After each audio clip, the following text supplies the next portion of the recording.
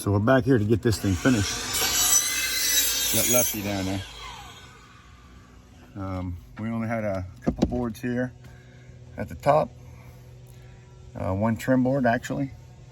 And Paul has that prepped and ready. He's cutting it for me. I'm gonna stand up here on these beautiful pitch hoppers. Pitch hopper. This is a 45 degree that I'm standing on.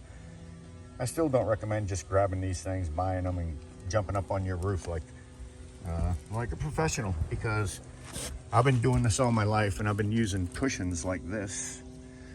This is also a very nice item that you can sit on.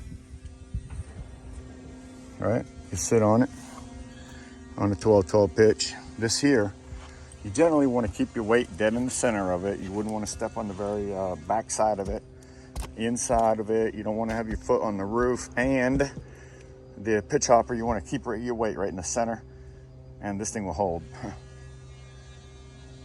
quite a bit amount of weight. I'd say several hundred pounds, maybe even up to 500 pounds. I don't know. I've never had to test it like that.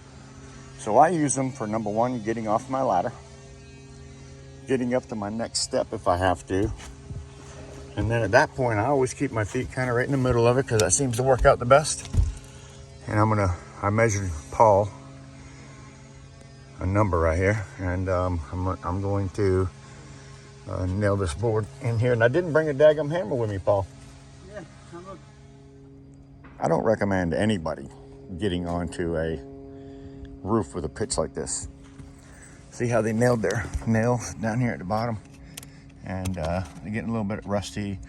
Water's gotten to the bottom of them. I could probably move that metal up and down on that nail. We're going to remove these nails, and to be honest with you, as bad as I hate nails in the bottom, that's what's going to happen when I put new nails in there and seal them ones up.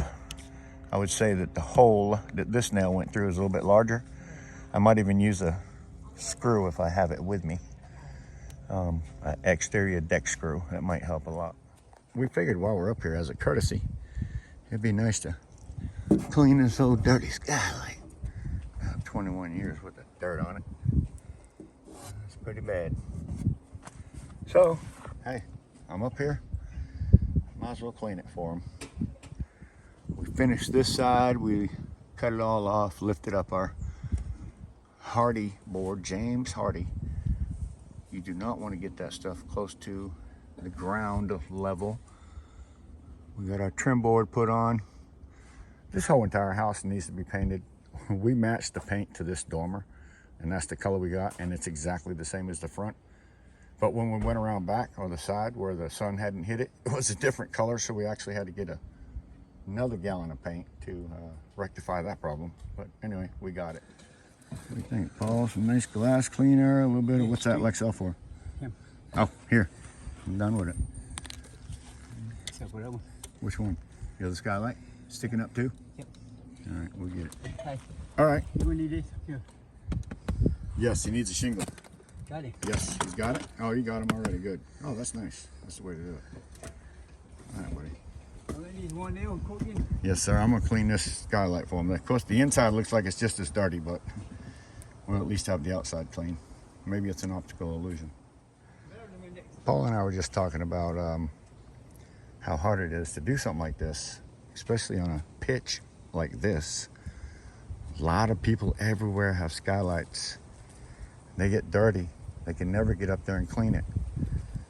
So on the inside, looking up, it just doesn't look as good as it used to. So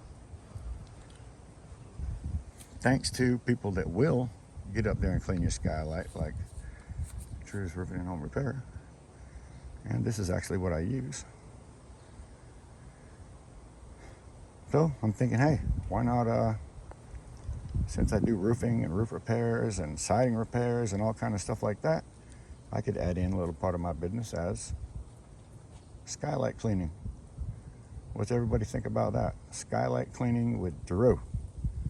Yeah, best in the business. I love it.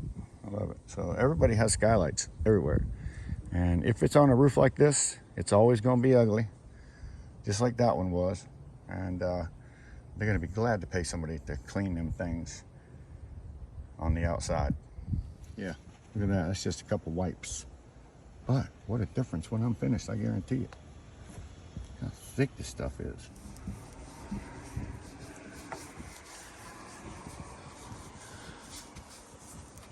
I want to get the most of it with the first side. And I've sprayed it on there and let that sit for a few minutes. You want it to get wet so it comes off fairly easy.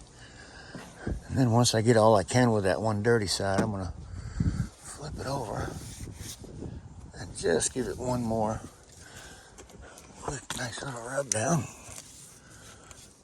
with the half clean, half dirty side. Make sure we get that heaviest stuff off of it. Look at that. Whew. That is nasty. Let's see if we can't make that look a lot better with this next one. Oh my word. Look at that. Oh, that's beautiful. Yeah. Who wouldn't want to really look at that? Excuse me, sir? You good right there? Paper towels? I'm good. Yeah, this was enough. Yeah, he's a nice, look at that. Oh my word. That is 110% better. 110% better. They're gonna love that. Of course, it's still dirty on the inside, and I can see it, but whew, what a difference, Paul. I can actually see the sky through it. I just want everybody to know, even on my scrapping channel, that these pitch hoppers, I'm doing roofing today, and I am a scrapper, but this doesn't really have anything to do with scrapping or roofing. This can be just an item that would save your butt when you get up on your own roof. And it has different pitches. If you notice how that one is about flat, and this one has slight downgrade, bigger on this side. So this, yes, I'm sharing this with my scrappers for one reason. See, that would be for a different pitch roof right here. Even though it gives you a nice flat step, the other one gives you a lot more stability. But scrapping with Grandpa, replace some siding. But if I go on a roof for any reason, I always use my pitch hoppers, just for safety reasons. And I like pitch hopper. It's my favorite tool, whether I'm scrapping or whether I am roofing. Anyways, thanks for watching, everybody. Dirty, dirty, filthy, dirty Skylight on a 12-12 pitch. Do not attempt to do this. Being a homeowner, this stuff really works well for me. I really enjoy this stuff because on this glass is pine sap,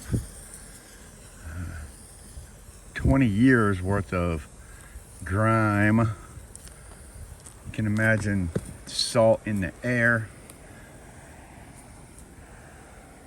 It's going to be hit by a little bit of everything, being here on the coast and all. But I tell you what,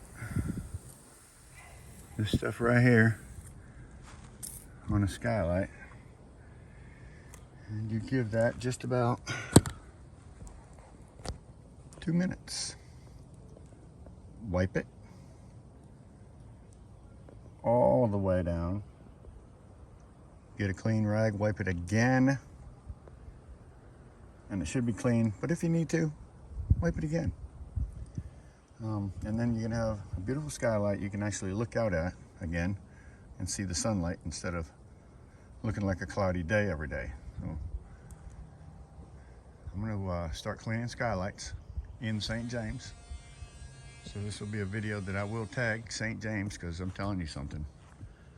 Skylights are everywhere, and they're so hard to clean on this kind of a pitch. This is a 45-degree pitch. You do not want to send your husband up on the roof to clean the Skylights. Okay, so I'm standing on things that I feel comfortable on, and I only feel comfortable on it because I've been doing it for so many years. These are called pitch hoppers, and I don't recommend jumping out on a set of pitch hoppers.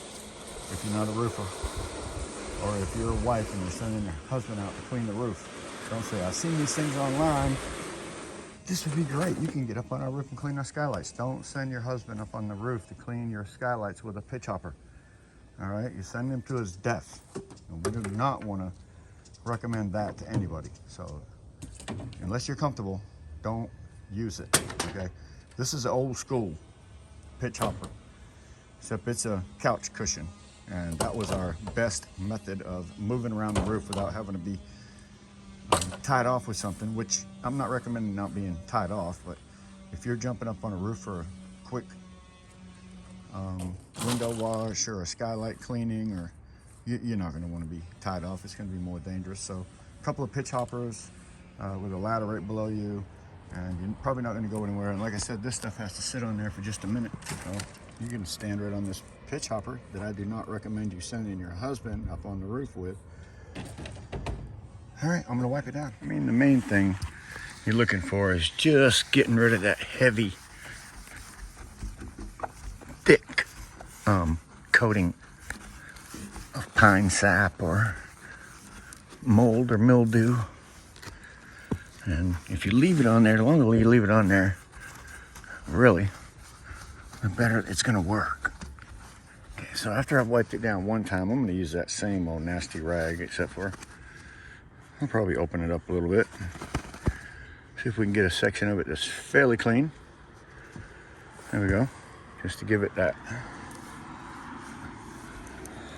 one more go over to get the big pine sap off. And if you need to do this twice because yours is really dirty, the second time is much easier, obviously. Look at that. All right, now at this point, you're gonna wanna throw that away. All right, you wanna come back one more time with this nice dry rag and see if your job was sufficient.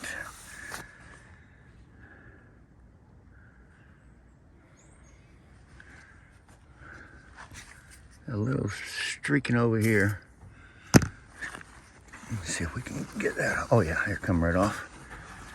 Come right off. It's a beautiful day in southeast, sunny southeast North Carolina, everybody.